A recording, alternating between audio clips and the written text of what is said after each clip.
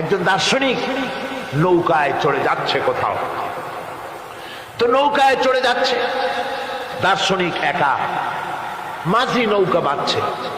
দার্শনিক মানুষ তো মাথার মধ্যে দর্শন গিজগিজ গিজগিজ করছে, কথা বলার লোক পায় না। এখন মাঝির সাথেই কথা বলার সিদ্ধান্ত নিল। শেষ পর্যন্ত বলল, রে মাঝি, কত বছর নৌকা চালাও? তা তো বহুত বছর, জীবনটাই কাটাই দিলাম। তা ভূগোল চেনো? ভূগোল কখনো দেখেছো? কই যে না, ভূগোল আমি দেখবো কোথাতে, আমি হলাম গরিব মানুষ, এগুলি ধনীদের কাম, তারা হয়তো খায় টায়, আমি ভূগোল দেখিও নাই খাইও নাই। বলে আশ্চর্য কথা, ভূগোল মানুষে খায় নাকি? জীবনটা তো সারে নেই, নষ্ট করে ফেলাইছে। মাঝি দাঁতগুলো বাইর করে দিয়ে বলতেছে, স্যার হইতেও পারে।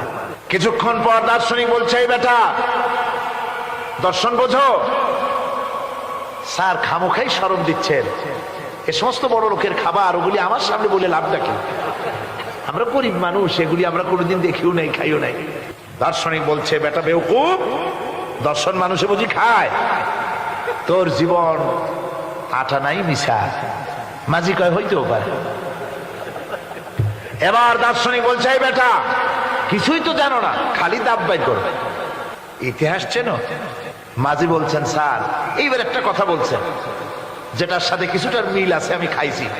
সেটা হচ্ছে, বাপ গরিব ছিলেন, কিন্তু মাঝে মধ্যে শীতের মৌসুমে পাতিহাঁস জবাই করে আমরা খাইতাম, আর বিবাহের সময় শ্বশুর বাড়ির রাজহাঁস জবাই করে খাওয়াইছিল, কিন্তু ইতিহাস তো খাই নাই, ওইটা কোথায় পাওয়া যায়? দার্শনিক বলছে, বেকুব বেটা, ইতিহাস আর পাতিহাঁস বুঝি এক? তোর জীবন তো 12 আনাই মিছা। মাঝি কয়, হইতেও পারে।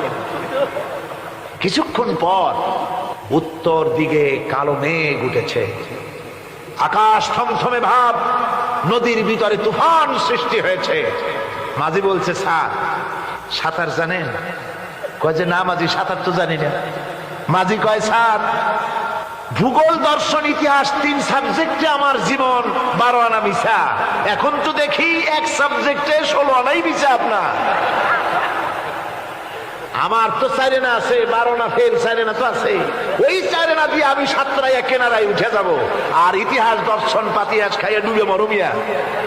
এবার দার্শনিক বলছে, আরে মাঝি, মানুষকে এরকম নৌকো ডুবে মরে নাকি? কয় মরে না, আমার বাপ এই নৌকার মাঝি ছিল, তারপরে এই নৌকা বাইতে বাইতে আমার বাপ এই নৌকার মধ্যে মরছে ডুবিয়া। আচ্ছা, তোমার দাদা? আমার দাদাও মাঝি ছিল, এই নৌকা বাইতে গিয়ে সেও মরছে। তোমার নানা? আমার নানাও এরকম নৌকা বাইয়া এরকম মাঝি হয়ে মরছে। দার্শনিক কয়, তুমি তো দারুণ বেহায়া, যে নৌকায় তোমার বাপ মরলো, দাদা মরলো, সেই ব্যবসা তুমি ছাড়তে পারো নাই, তুমি তো দারুণ বেহায়া। মাঝিরও বুদ্ধি কম না। মাঝি কয় যে, স্যার আপনার বাপ জিন্দা আছেন? কয় না, মারা গেছেন। কোথায় মরছে? ঘরের মধ্যে খাটের উপরে চিত হইয়া আরামসে মারা গেছেন। আপনার দাদা? বলে তিনিও ঘরের মধ্যে বাস, ওইখানে ঘরের মধ্যেই মারা গেছেন খাটের উপরে। আপনার নানা? উনিও ঘরের মধ্যে চিত হইয়া আরামসে মারা গেছেন। মাঝি কয় যে, আপনিও তো বেশরম কম না, যে ঘরের মধ্যে আপনার দাদা মরলো, নানা মরলো, গোষ্ঠী মরলো, সেই ঘরটা তো এখন আপনি সারতে পারেন নাই। এর দ্বারা মাঝি বুঝাইতে চাইল এই কথা, দার্শনিক সাহেব,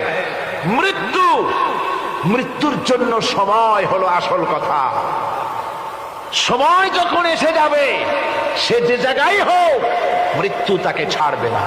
মৃত্যু যখন আসবে, জায়গায় পৌঁছতে হবে, আর সময় যখন আসবে, 1 মুহূর্ত আগে পিছু করা হবে না। মউত আসার সাথে সাথে আজরাইল তার সামনে এসে যাবে, 1 মুহূর্ত বাঁচতে পারবে না।